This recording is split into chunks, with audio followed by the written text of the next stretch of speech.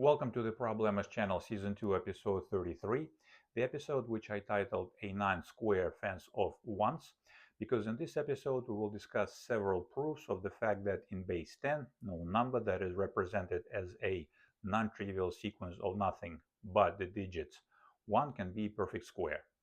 Before we do that, however, as a traditional and friendly reminder, if you're joining our channel mid-season, then first of all, thank you very much for your vote of confidence and welcome to our channel. And second of all, in order for you to derive the most benefit from working with the material presented on this channel, it is a good idea for you to go to the homepage of this channel and in the channel's trailer section, find the episode titled The Problemas Channel How To. Watch that episode in its entirety, follow all the instructions that were given that episode, because in that episode we explain and motivate everything that we do on this channel. In the mathematical problem S2E33, we are asked to use the problem-solving approach that we're studying currently in a dedicated fashion, the eliminate and conquer problem-solving approach, in order to show that in base 10, if a number is represented as a non-trivial sequence of nothing but the digits 1, that no such number can be a perfect square. In other words, if we write down a sequence of numbers that goes this way, the first element of the sequence is number 11. The second element of the sequence will be the number 111. The third element of the sequence will be a number 1111, and so on. We just simply keep on taking more and more digits 1 to such a number. And the claim that we are asked to prove in this particular problem is the following. If this sequence of numbers runs indefinitely or for as long as our heart desires, then no single number in that sequence can possibly be a perfect square. Because the proofs that we're about to discuss are not too lengthy, we will use this episode in order to juxtapose the different textures of 3 different proofs. First, we will discuss a brute force proof. Our second proof will be an elegant algebraic or an elegant arithmetic proof. And the third and the final proof will be the intended proof, in which we use the eliminate and conquer problem solving approach in a substantial fashion.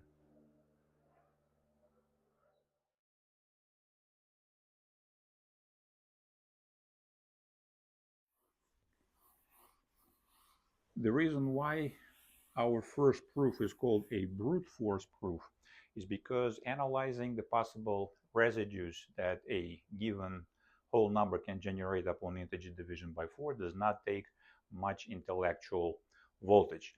From our middle school days, we remember that if a whole number is even, then it is representable as 2 times m, and then the square of that number will evidently be representable which way?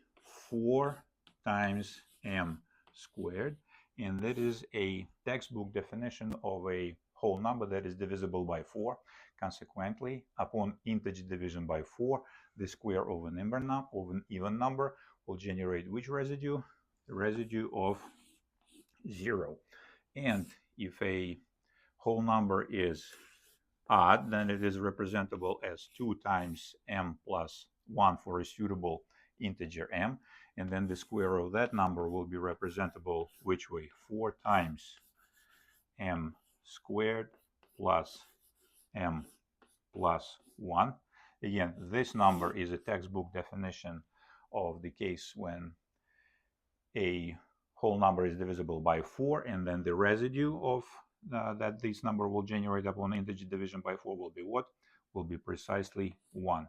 Hence 0 and 1 are the only possible residues that a perfect square of a whole number will generate upon integer division by 4.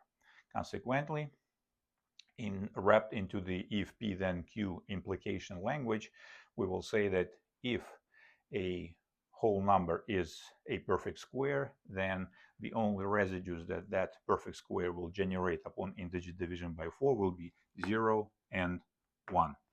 The contrapositive of that if p then q implication will be what? If a whole number does not generate either 0 or 1 as the residue upon division by 4, then such a number is not a perfect square. And this is precisely the mechanism or the tactical device that we want to use in this proof, because we will analyze the shape of our numbers that we are given precisely from the perspective of divisibility by 4, and all such numbers in the given sequence can be represented which way? Well, let's write them down. Our numbers look like this. A non-trivial sequence of base 10 digits 1 altogether and greater than 1 ones in base 10 and base 10 digits. So the smallest number in this sequence will be 11, and then what will be the larger number? What will be a representation of the larger number? That will be 10 raised to the second power plus 10 raised to the third power plus 10 raised to the fourth power, and so on, plus 10 raised to the power n minus 1. And what is this formation called over here? Well, this formation over here is called a finite geometric series. And again, going back to middle school, there is nothing more advanced than that. We remember an alternative representation, or the so-called closed form formula for finite geometric progressions. And that form will be what? It will be 11 plus our common ratio, that is 10 raised to the power of n, minus the first summand divided by the common ratio minus 1, and that number can be rewritten as follows. Which way would we rewrite it? Well, definitely 10 to the second power is 100. 100 is divisible by 4. We factor this number out, so it will be 100 times what we will have in the numerator. 10 to the power n minus 2 minus 1 over 9. 10 minus 1 is 9. And what does that mean? Well, our smallest number is 2 when the number of base 10 digits 1 is 2. So when n is equals to 2, 2 minus 2 is 0, 10 to the 0th power 1, 1 minus 1, 0, 0 over 9 is what? 0. And when n is equal to 3, 3 minus 2, 1, 10 to the first power is 10, 10 minus 1, 9, 9 over 9, 1. When n is equal to 4, 4 minus 2, 2, 10 squared 100, 100 minus 1, 99, 99 over 9 is 11. Wonderful. So these numbers actually are non-negative whole numbers that have which shape? They have the shape 0, 1, 11, 111, and so on. This is the shape of these numbers. Consequently, our number can be represented which way? It will be 11 plus 4 times 25 times a suitable integer m, and these are our integer m's right here. These are non-negative whole numbers. And what is this? Well, this is again a textbook definition of a number that is divisible by 4. It will leave the residue of 0 upon integer division by 4, and the number 11 can be represented which way? Well, we can represent it this way. 4 times 2 plus what? Plus 3 plus 4 times 25 times m. And what does that mean? That means that upon integer division by 4, any number from our sequence that we are given will generate the residue of 3 upon integer division by 4. 3 is neither equal to 1 nor it is equal to 0. Consequently, taking our contrapositive, we prove that upon integer division by 4, our numbers, or any number from our sequence, will never generate the residue of 0 or 1. Consequently, such a number cannot possibly be a perfect square. And this is a brute force proof. And next we will look at a little bit of elegant algebra.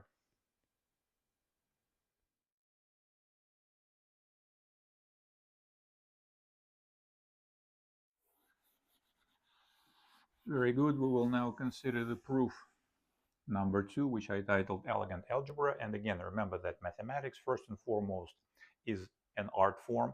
Mathematics is an art of telling a story. Mathematics is an art of telling a story of how and why. And in order to tell that story, we need to generate and regenerate, combine and recombine an idea, a sound, interesting, clever, improvisational mathematical idea. So in the upcoming manipulations that I'm about to carry out, the manipulations themselves are to some sense, to some degree, in some sense, are meaningless, because the most important and the most meaningful thing in the whole scenario is what? Is to come up with this idea to carry out this manipulation this way. So here I'll show you, for example, with one specific number, and you can generalize this to any number, and you see the how this type of proof works, and the beat and the flow of the generalized proof is baked in right into this argument. Let's say our number, let's say specific number 1111 is a perfect square. Let's assume that it is a perfect square.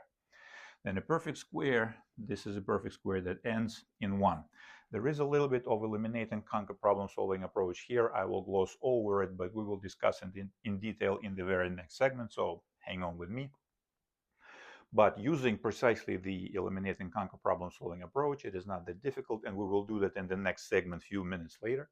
It is not that difficult to show that the number that will generate such a perfect square has to end in what? Either in 9, 9 times 9 is 81, the units digit is 1, or in 1, 1 squared is 1.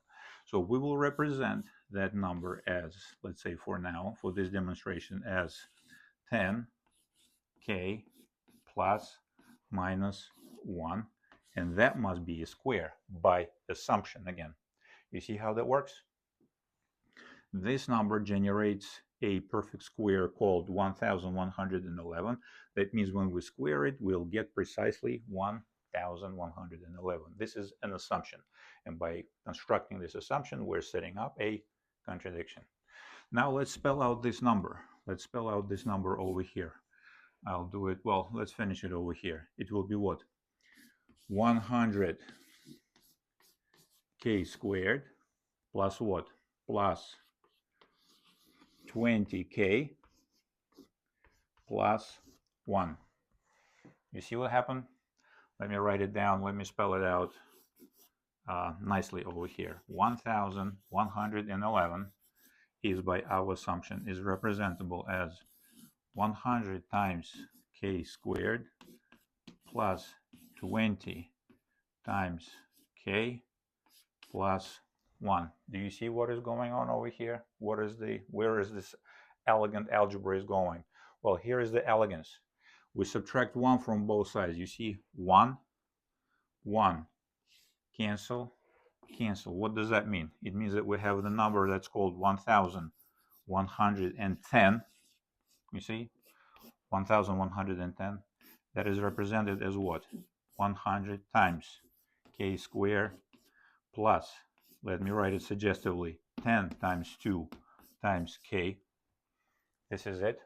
What do you see over here? What's the next maneuver? Another small elegant maneuver is precisely cancel the 10s. 10 is gone, 10 is gone, 10 is gone. What does this number become? This number becomes the wonderful 111. And what is it number equal to? 10 is representable which way? 2 times 5 times k squared plus 2k, 2 times k. You can see already what? 2 can be factored out this way, and let's do it, bam, this way. And what do we have on the right hand side of this equal sign? 2 times blah. What is it called? This is called an even number. This number is even. And what do we have on the left hand side? This is a number that is represented as what? 110 plus 1. What is this number is called? This number is called odd. Odd number is equal to even number. Can that possibly happen? No, it cannot possibly happen. This is a contradiction, and in grown-up mathematics, the machinery behind this is called equivalence classes modular 2, and we know that distinct equivalence classes modulo fixed number do not intersect, which is a way of saying that the intersection of any two distinct equivalence classes modulo 2 is the empty set, which means that if a whole number is odd, then it is not even, and conversely, if a whole number is even, this number is not odd.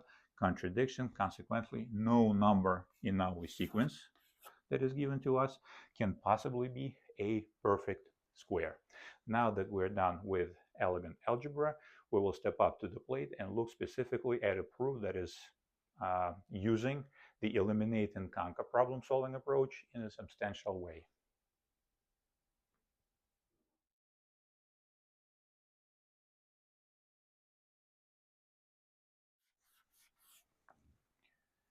Very good. We're now to our proof number 3. Eliminate and conquer. And in this proof, we will use the idea of the eliminate and conquer problem solving approach in a substantial way. We remember that in the description of the eliminate and conquer problem solving approach, the very first suggestion or the very first step that we should carry out is to lasso in or somehow include all these aspects into our pool. And remember our earlier remark that we should use the eliminate and conquer problem solving approach sparingly, because that problem solving approach has a fundamental flaw, and that flaw comes down to a very weak powers of prediction of when it comes out to doling out the guarantees that the suspects or the suspect did make it into the pool on the one hand. On the other hand, if we can somehow guarantee that, then sometimes we can run into the amount of work that is simply computationally not feasible. In this case, however, we have this nice, beautiful Goldilocks zone or nicely balanced case where on the one hand we can guarantee that the suspect or all the suspects will be lassoed into the pool, and on the other hand the amount of computational work that we have to carry out is quite reasonable. So what is the pool of suspects? Well, we notice that all our numbers that are at least base 10, 2 base 10 digits long, 11, 111, 1111, and so on, have the last two digits. The last two base 10 digits are what? 1, 1. These digits are odd. And now we pose the following question. Can it so happen that in a legitimate perfect square of a whole number, the last two digits are ever odd? Well, in order to answer that question, now we create our pool of suspects. And our pool of suspects is what? All possible base 10 digits. How many are all possible base 10 digits are there? Well, evidently there are precisely 10 such digits, 0 through 9. And what we do now is we begin our elimination rounds, and we square each such number, which consists precisely of one digit, and we see what the unit digit will be generated in this case. 0 squared is 0, evidently. 1 squared is 1, 2 squared is 4, 3 squared is 9, 4 squared is 16, 5 squared is 25, 6 squared is 36, 7 squared is 49, 8 squared is 64, and 9 squared is 81. Now, what do we see in this case? Well, in our particular problem, what do we eliminate? Well, in our case, we want to step through all the suspects in the pool, and the size of our pool is what? 10 elements, and we want to eliminate everything that is impossible. Remember the Sherlock Holmes. When everything that is impossible has been eliminated, then whatever remains, however improbable, must be the truth. So what is all the impossible in this case? Well, our numbers end in 1, and the squares of which numbers generate 1 in the unit position and positional notation. Well, 0 is not 1, eliminated. 1 squared is 1, kept. 4 is not 1, eliminated. 9, eliminated. 16, eliminated. 25, eliminated. You see, we keep eliminating. This is the part where in the description of the eliminating conquer problem solving approach, we stated keep eliminating as long as possible. Well, we keep eliminating as long as possible. 5 is not 1, 6 is not 1, eliminated. 9 is not 1, eliminated. 4 is not 1, eliminated. 81, kept. So let me mark it with green. The only numbers that we keep is this number right here and this number right here. In other words, in our case, the only numbers that can generate 1 in the units position should end with in 1 or in 9. These are the only choices. In other words, when everything that is impossible has been eliminated, whatever remains, however improbable, must be the proverbial truth. So now we consider any whole number that ends either in 1 or in 9. You see, this is our eliminate and conquer problem solving approach driven reasoning. So we record the first such number, let's say, let me write it with white chalk. We will record it as, let's say, 10, again, k plus 1 for a suitable integer k. And the second such number will record as 10 times k plus 9, again, for a suitable integer k. For example, when k is 0, this is 9. When k is 1, this is 19, and so on. K is 0, we have 1. K is 1, 11, and so on. Now let us square these numbers because we assume that these numbers will generate perfect squares. What do we have? In the first case, we will have 100k squared plus, let's write it down this way, 10 times 2k plus 1, 10 times 2k plus 1, and in the second case, what do we have? 100k squared plus, let's write it down the same way, 10 times 2 times 9 times k plus what? 9 squared is 81. Precisely as we predicted from our elimination rounds, these perfect squares end precisely with the unit digits of 1 in base 10. Now let us analyze the parity of possible candidates that will be sitting in the tens position. For the first number, it's quite easy. In this case, from the units position, we carry absolutely nothing. In the tens digit, what is going on over here? No matter what k is, 2 times k will have what? We'll have precisely an even digit in the unit position, and then multiplying it by 10 will simply shift this even position into the tens position. Shift the even digit, into the tens position. So here we will have in the tens position, we'll have an even digit. What about this number right here? Well, whatever k is, we simply take that number and shift it left by 2 positions. So 0 will be always the digit that will contribute to the tens position in this number. In other words, in this case, the second digit from the right, or the tens digit, will necessarily be even. Now let us analyze this number that is representable in the shape of 10k plus 9. The first, let's work it from left to right. The contribution from this number into the tens position will be what? Again, 0. We take whatever k is, square it, whatever digits pop out, we multiply it by 100, we test, we shift all these digits to decimal position to the left. As such, 0 will be contributing to the tens position always. Here we have what? Whatever k is times 9, some number, but then again, you see 2 is the killer whale. 2 will make this number even, and that means that the unit digit in that number will be what? Even. And once we shift that even digit into the tens position, it will be what? It will be even. And what about this number right here? Well, 80 is evidently representable as what? This number is 80 plus 1. Consequently, if we will add 8, which is even, to an even digit, again, we'll have an even digit. And that analysis tells us what? That in both cases, the tens digit, tens base 10 digit must be even. And again, this is what? This is a contradiction with our numbers, in which we always have at least two ones that terminate our base 10 number.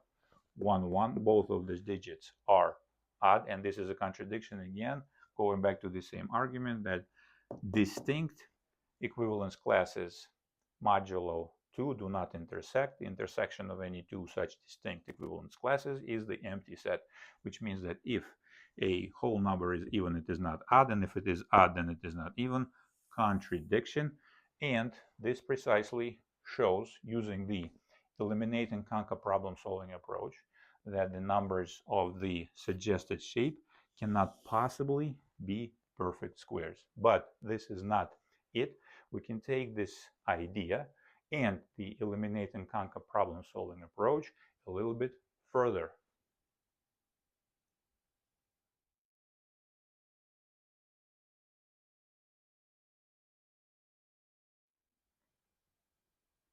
Wonderful. In the previous segment, we showed that if a perfect square ends with a base 10 digit 1, then such a perfect square cannot possibly have an odd digit in the tens position. But now we expand our horizon. Remember, in season 1, episode 2, we described a way to practice mathematics correctly, and one of such ways suggested that we look for ways to generalize the solution of the problem that we just generated. And this is precisely what we do, and we expand the radius of the material to which our proof is applicable by asking the following question: can it so happen that in any perfect square, the last two digits of such a square in base 10 will be base 10 odd digits? And we answer that question in the negative. No, it cannot happen, precisely using the eliminate and conquer problem solving approach, except that this time, what will be the size of the initial suspect pool? In the previous segment, the size of the initial suspect pool was 10. We had 10 base 10 digits to analyze. But in this case, we have the initial size of the suspect pool is what?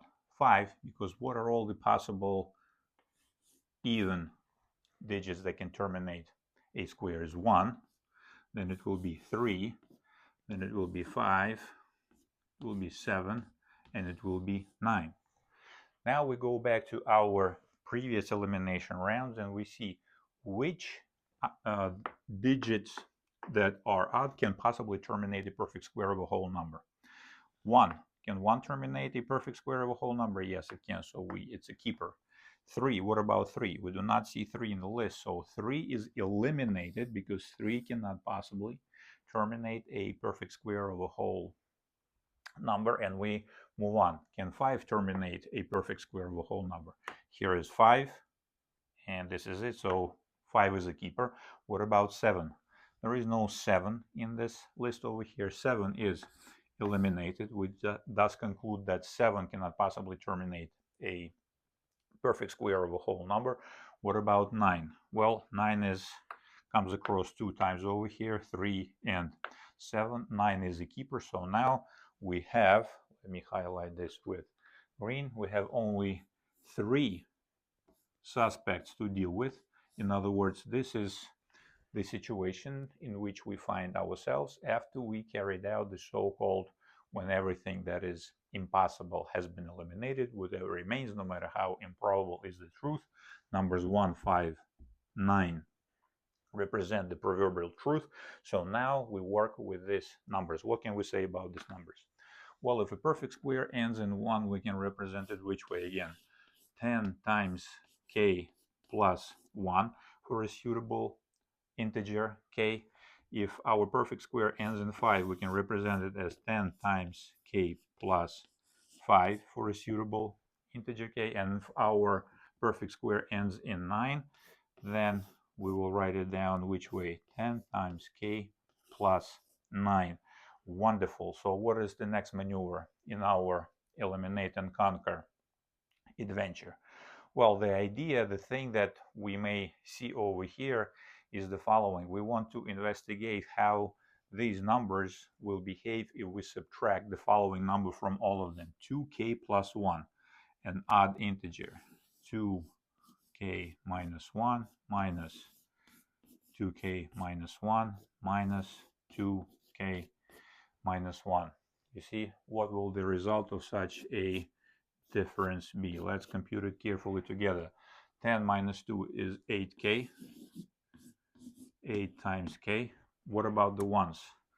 The ones are eliminated. And what does that mean? That means that this number is in this shape, is divisible by 4, because evidently 8 is representable as 4 times 2. 10 minus 2 again is 8k. 8 times k. Here we have 5 and 1. 1 is gone, 5 is gone. What shows up? 4.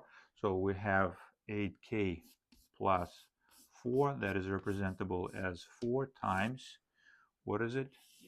2k plus 1 again, which is a textbook definition of a number that is divisible by 4. And then the last case, what do we have? Again, 8k. 8k. 8k. 9 minus 1 is 8 plus 8. This is what? 8 times k plus 1. Again, the simplest number, or the smallest number in this case that works in all the cases, 1, 2, and 3, is what? Is 4. This number right here. This number is divisible by 4. This number is divisible by 4. This number is divisible by 4. And when 4 divides the difference of two numbers, by other popular definition, this is saying what? That the numbers 10k plus 1, 10k plus 5, and 10k plus 9 are congruent to the integers 2k plus 1 modulo 4, when the modulus is 4. In other words, this is another way of saying that the numbers 10k plus 1, 10k plus 5, and 10k plus 9 leave exactly the same remainder when they are divided by 4 as the numbers 2k plus 1. Now, once we observe that, that means that for our investigative purposes, all these numbers, the numbers in the shape 10k plus 1, 10k plus 5, 10k plus 1, can be replaced by what? By the number in the shape 2k plus 1, because all these numbers will leave exactly the same remainder upon integer division by 4. Now, what will happen when k itself is representable as 2m plus 1?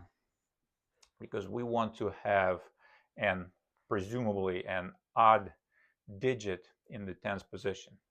Well, let's do this simple arithmetic. This will be 2 times 2m plus 1 plus 1, right?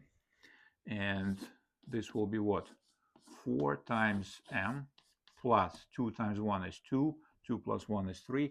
This will be plus 3 again. You see, this 3 shows up again. And what does that mean? That means that upon integer division by 4, this will generate the residue of 0, but this will generate the residue of precisely 3. And 3 is neither 0 nor 1 contradiction. If any of these numbers were perfect squares, then upon integer division by 4, they had to generate either the residue of 0 or 1, but using the contrapositive idea, this is not the case. Consequently, none of these numbers can be a perfect square, which means that in any perfect square, no perfect square can terminate with two odd digits in the ones and tens position. This is not happening. And one more time, the next segment also will be optional. We can take the material that we generated in the previous two segments a little bit further and say something interesting about the possibility of numbers that are made of the same digits to be or not to be a perfect square.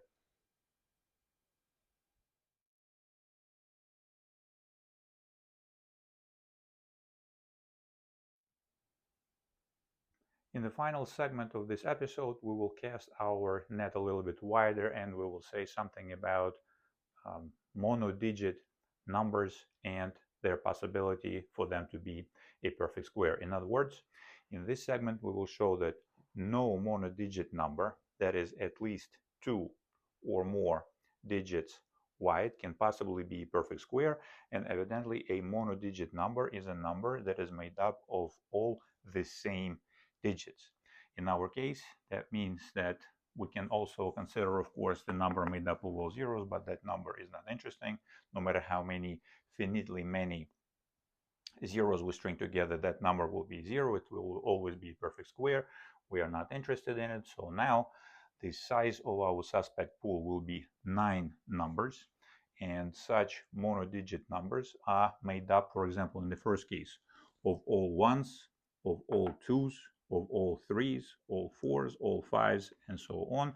And the ellipses here, or several dots, always stand for n is greater than 1. So our numbers are at least 2 digits wide. And the statement over here, the positive statement, is the following: no monodigit, at least 2-digit wide number, positive whole number, is a perfect square.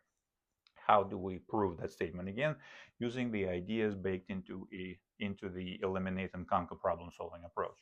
In the previous segments, we already showed that the number that is made up of all ones is not a perfect square. We can also write down that is never a perfect square. Next, we can eliminate, again, which numbers in this pool of suspects we can eliminate fairly quickly. Well, the numbers that are made up of all twos, of all threes, of all sevens, and of all eights, because in our previous elimination rounds we saw that no perfect square can possibly end with the number, with the digit 2, 3, 7, or 8. So this right away eliminates these numbers, and for example, separately, we can show that, for example, number that is made up of all twos is divisible by 2, but not divisible by 4. We suggest that maybe it's a good idea you guys go through this exercise precisely how we did it in our very first brute force proof, where we represented this number as a finite geometric series. So the number that is made up of all twos is eliminated. This is never a perfect square. The number that is made up of all threes is never a perfect square. The number is made up of all sevens is not a perfect square, and the number that is made up of all eights is never a perfect square. What numbers do we have remaining? Well, let's concentrate on the numbers made up of all fours and the monodigit numbers made up of all nines. What can we say? The monodigit number that is made up of 2 or more fours and a monodigit number that is made up of 2 or more nines, these numbers will be perfect squares if and only if what? If we factor 9, which is 3 squared, and if we factor 4, which is 2 squared, these numbers will be perfect squares if and only if the number that is monodigit number that is made up of all ones is a perfect square. But we already proved that such a number is not a perfect square. Never. So that eliminates numbers that made up of all fours. Never a perfect square.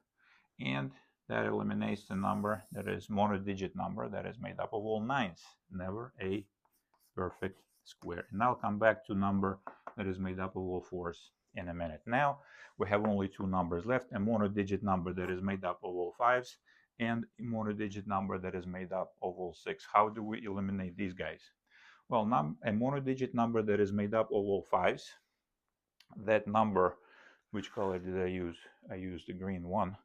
That number, again, can be represented as what? 55 plus something else. But this number is divisible by 5. Evidently, there will be 11. But that number is not divisible by 25. As such, this number will be eliminated as well. This number is never a perfect square. And again, separately, you guys can go through the exercise of summing the finite geometric series and showing that this is the case. And what about the number that is made up of all sixes? That number will be represented as 66 plus the rest. And this number is what? This number is evidently even. It's divisible by 2, but it's not divisible by 4. Because 66, for example, is representable which way? Is representable as 4 times 16 plus 2. And 2 is a killer here. It's not 0, so the number 66 is not divisible by 4. Consequently, no monodigit number that is made up of 2 or more sixes is a perfect square. Again, this number is eliminated, and this proves the claim that no monodigit number that is at least 2 digits wide is a perfect square. This is it for our monodigit squares adventure, and we will move on to a new challenge next.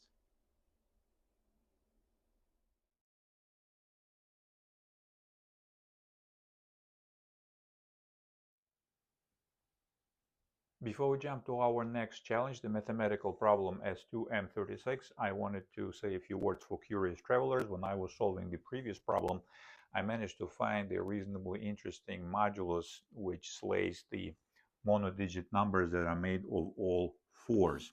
Remember, in the previous segment we looked at the numbers that are made of all fours. Of course, an evident or an obvious observation is to factor 4. 4 is a perfect square. What remains is all ones, no good. But when you play with modular arithmetic, it's always interesting to see which or what type of a modulus will take care of this or that problem. So here I found that these numbers, mod 16,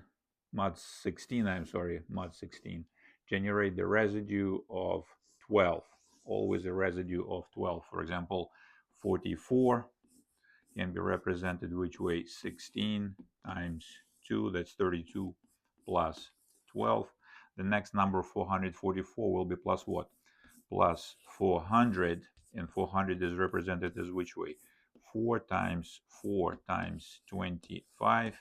This number is 16, so that portion is divisible by 16, but 44 upon integer division by 16 produces the residue of 12. So modulus of 16 is an interesting one, but every square of a whole number generates which residues mod 16. Well, if the number is even, let's say we represent it as 2 times 2m, and then square it, what will we have in a square? 2 times 2 is 4 squared, 16 m squared. So the residue upon integer division by 16 will be 0. And if this, our proverbial integer n, represented as an even number 2m, or if it's represented as an odd, so which will it be? It will be then 2 times 2m plus 1. And then if we square this thing, we will see 16 times m squared plus m, and then plus 4. See 4, and where is it? Here is we have 0 as a residue.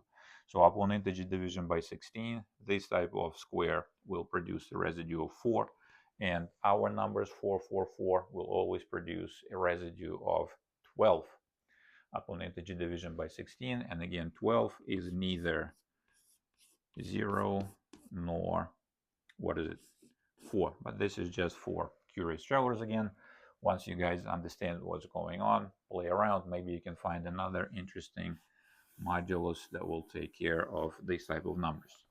We meanwhile will move on to the next challenge. It will be mathematical problem S2E33, and in these numbers again we're given a 3x3 magic square, and we're asked to fill out the 3x3 magic square whose constant is 15 using precisely the eliminate and conquer problem solving approach. And for those of our viewers who, for some reason, missed the episode, season 2, episode 29. In this episode, we explain how to construct magic squares of arbitrary odd orders. And an order of a magic square is basically its linear size, n by n is the order. When order is an odd number, then this is an odd order magic square. The algorithm that we described in season 2, episode 29, it belongs to the French mathematician Bachet. So we can always, of course, fill out such a 3 is an odd number, so we can use the Bachet algorithm to fill out the magic square 3 by 3. But the whole objective of this problem, S2M36, is to use precisely the eliminate and conquer problem solving approach. So in other words, what we want to hear from you is how, disregarding, completely forgetting, or pretending that we do not know what the Bachet algorithm is, how can we fill out the magic 3 by 3 square in a, not in a haphazard, but in a reasonably orderly or way, or in a way that has some sound idea behind it. And again, we suggest that you try your hand at applying the eliminate and conquer problem solving approach to this problem. And this is it for this episode. Thank you very much for your time. Thank you for watching. I will see you in the next episode, in which I will present my solution of the mathematical problem S2M36.